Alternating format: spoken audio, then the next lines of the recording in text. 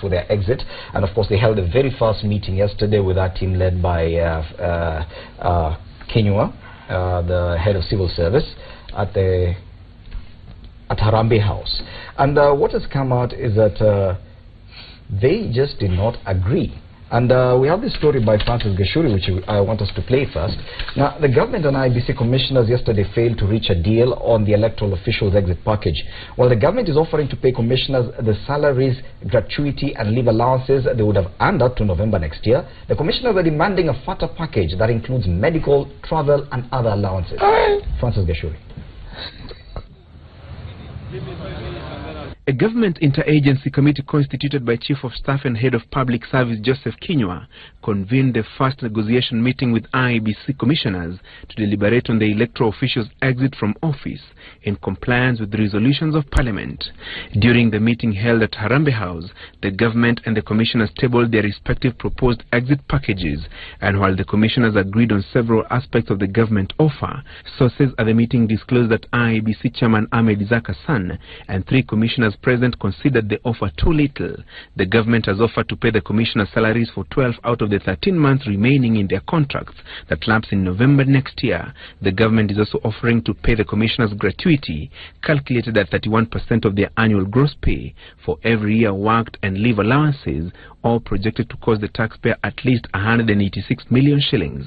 The commissioners are, however, demanding a heftier pay, terming their exit extraordinary. Other than payment for 12 months of the remainder of their 6-year term, gratuity and leave allowances, Hassan and his team are insisting on an exit package that has medical allowances, travel allowances and other accrued allowances. They also want an ex gratia payment for what they termed legitimate expectations had they served their full term. The law bars the commissioners from seeking elective seats for at least 5 years once they exit.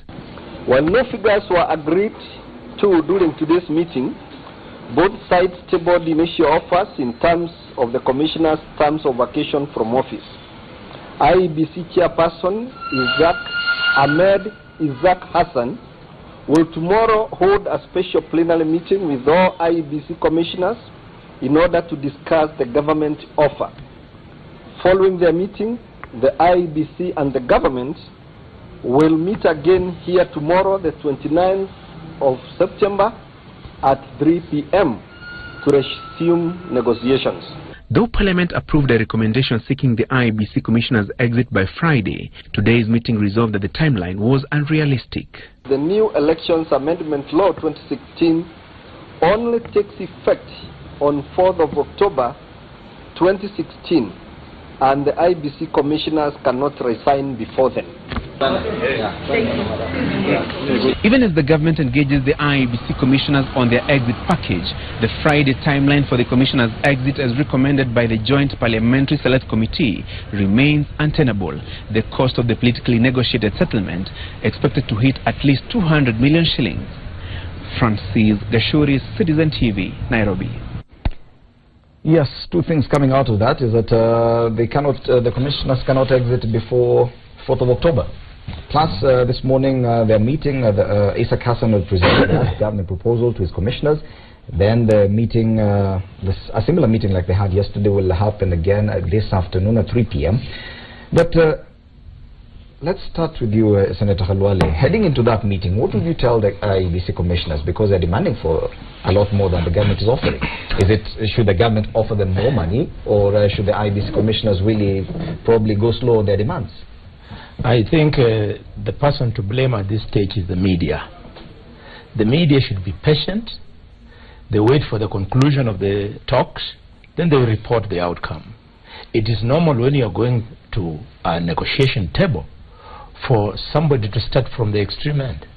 So it should not be taken that the demands by the commissioners predetermines the outcome. They have placed theirs on the table, the government has placed it on the table, there will be give and take, and then the media should wait and report.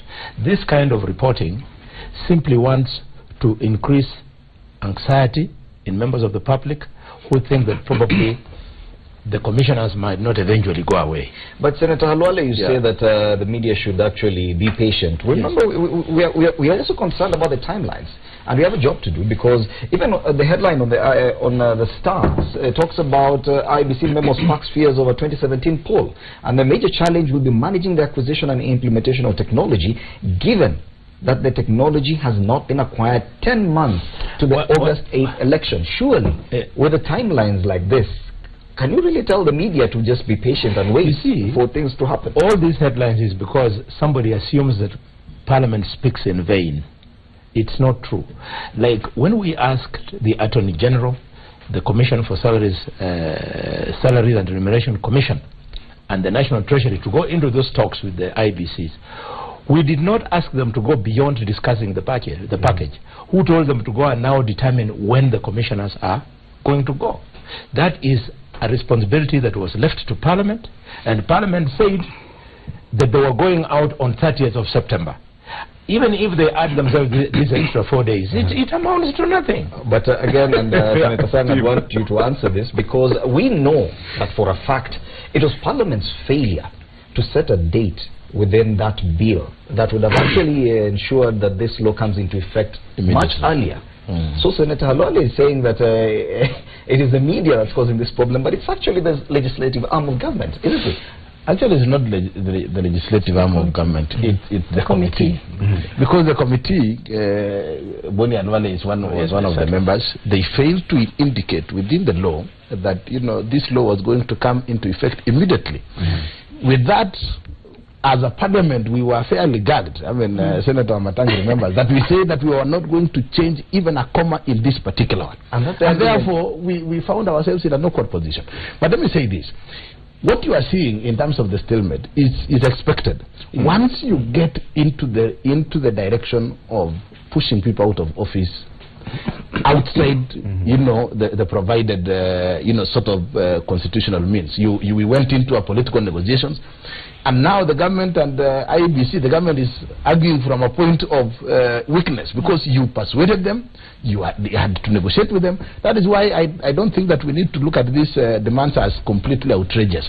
This is what you get when you have to persuade somebody to get in. However, if you look at the proposal by government, it's quite reasonable. If you look at the demands by IEBC, other than a few, like traveling allowance, if you are already out of office, why are you traveling? Why do you need to travel? I mean, if you are traveling on your own, account.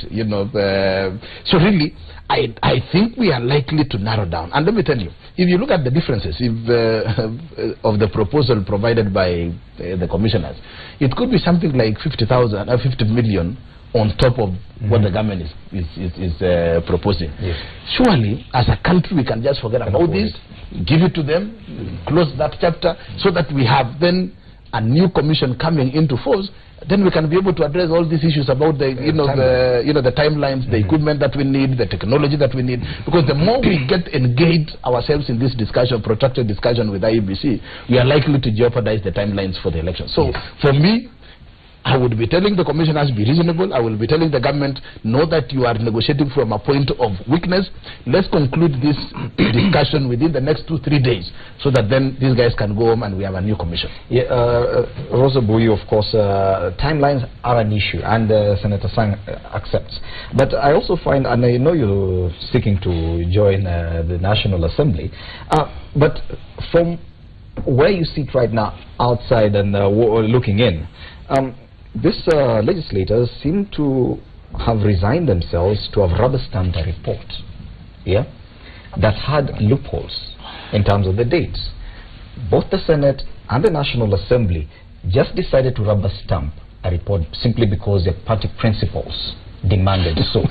That's why, let's put the facts as they are. You saw a problem, there was a problem, the date was not indicated properly, but yes, you went ahead and rubber-stamped that report. Now we're having issues about the timeline. Then you say the media is jumping the gun?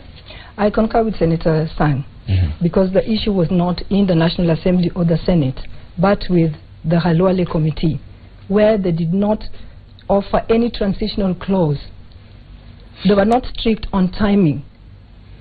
What the commissioners are actually doing they know the law is on their side. Yes. Because Article 116 of the Constitution stipulates very clearly what can occasion a vacancy in the commission.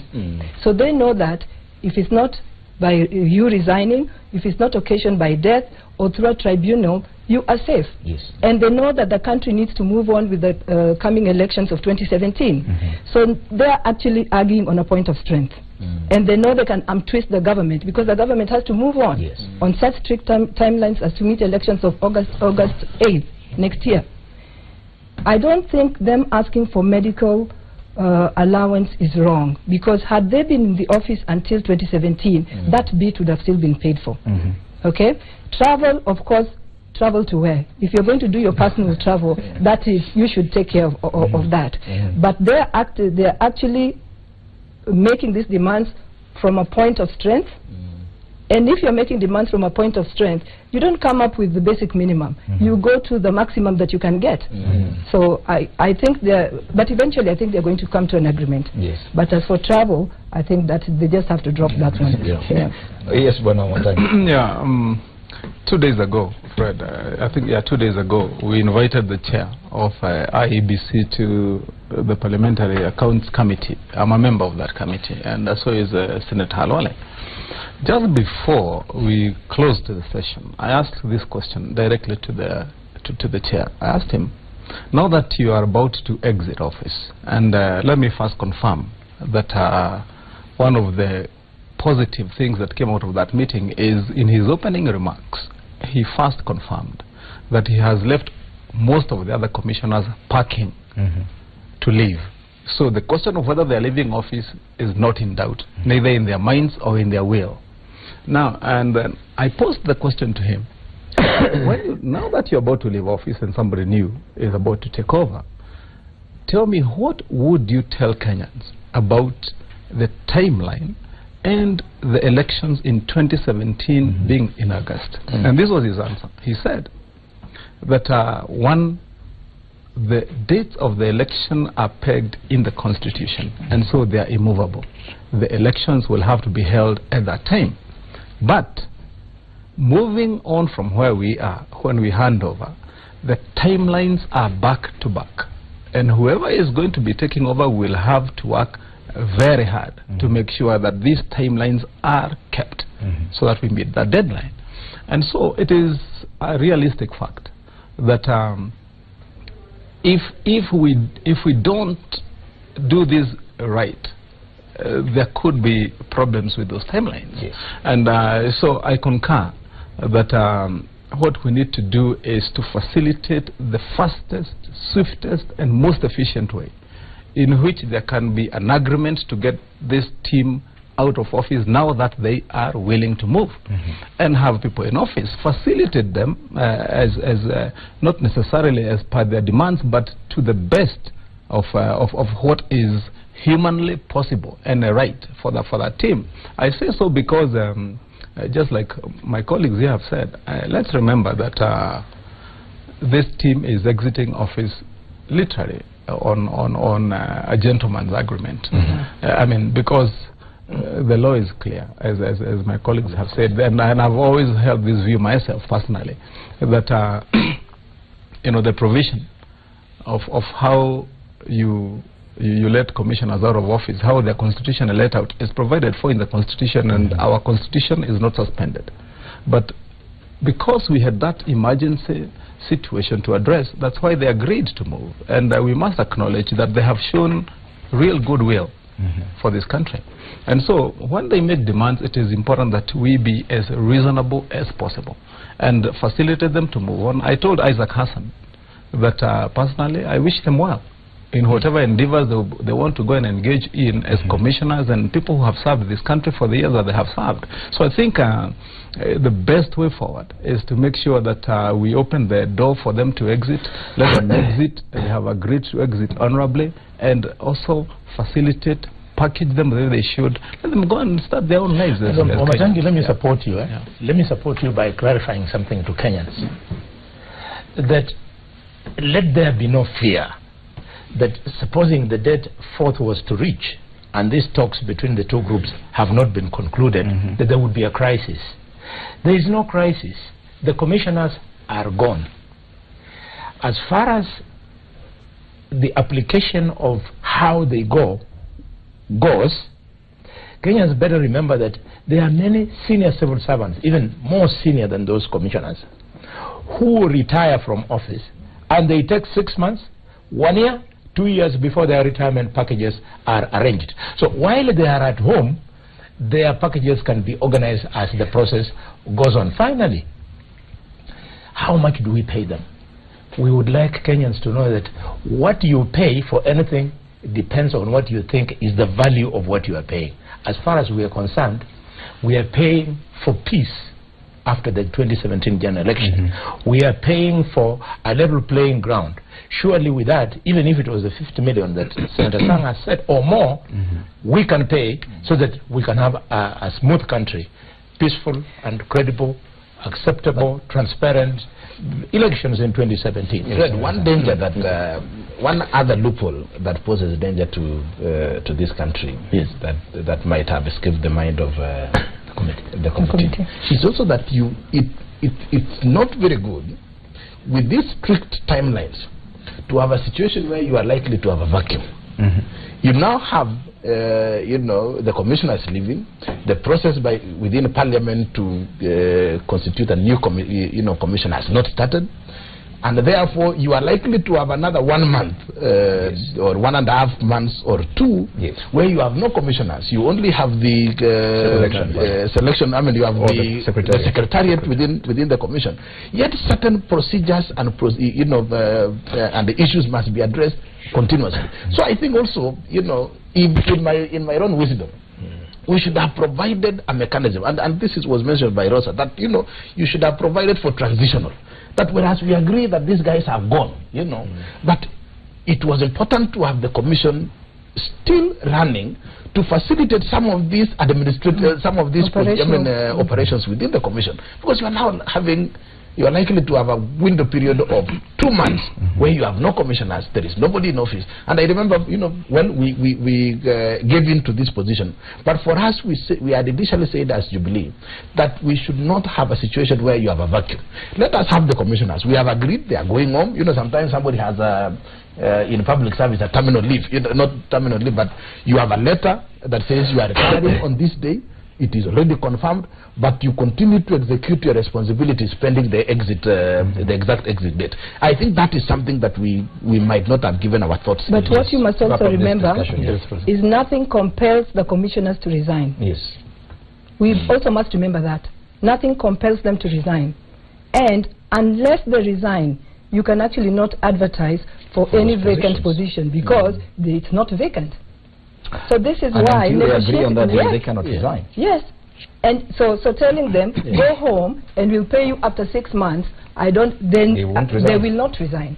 So I think that we need to tread very carefully when we are looking at the negotiation process, and the commissioners must also realize that they are still Kenyans apart from being commissioners, and demanding too much will be hurting the economy and hurting the country which they swore to serve. Yes. Otherwise, I think the issue of transition clause, as pointed by yourself and supported by Steve, needs a bit of discussion. Briefly, it's not important for the reason that everything from procurement by IEBC up to everything can be done by the Secretariat. There is only one thing that the Secretariat cannot do, and that is conduct an election. As an election conducted by the Secretariat without commissioners cannot be an election because IEBC is not constituted as a commission until you have the commissioners and the Secretariat. So because there is no urgency in carrying out an election between now, of course, save for any by-election, between now and 2017, these other transitional things, we deliberately as a committee did not want the current commissioners to go into procurement because one of the allegations against them was about procurement. You remember the chicken cage and many other challenges of procurement. So we chose that we deny them a clause that will keep them in an office to start procuring and so on, and the things that they were going to procure were critical things, including biometric voter registration, voter identification devices, and so on and so forth. So we didn't overlook it, but we knew the Secretariat is up to it. But then probably the transition. I think the sense, Senator Halwale, of transition is not necessarily about moving the commissioners and then bringing in a new secretariat. It was transition in the sense, I believe, what my colleagues are saying, in how you get those commissioners themselves out and bring in new commissioners. I think that's the transition envisaged. And I think it is good for the committee, the committee can still seek the assistance of the House, I mean, if need be, in amending or inserting some of those clauses. I'm not so sure the timelines would allow, such that, and like I said earlier, I don't think anything stopped the committee from having provided what is now being hacked out right now. There would have been no need for the meetings yesterday and the day before and the ones to be done tomorrow had the committee looked at this all the way through and seen out, and this is how it will be. But that's water under the bridge now. So I mean, we should deal with it now as it is. As we understand, of course, IEBC Chairman Isaac Hassan will be meeting his commissioners today to present to them the proposal by government and then return whatever they agree upon to the meeting later this afternoon that's chaired by Head of Public Service Kinyua. In a short while, we'll be taking a break, and when we return, we'll be discussing a lot more headlines. Of course, the matter of counties now being only allowed to borrow from the central bank up to 5% of their audited revenues. Also, the tribalism levels at county level in terms of hiring.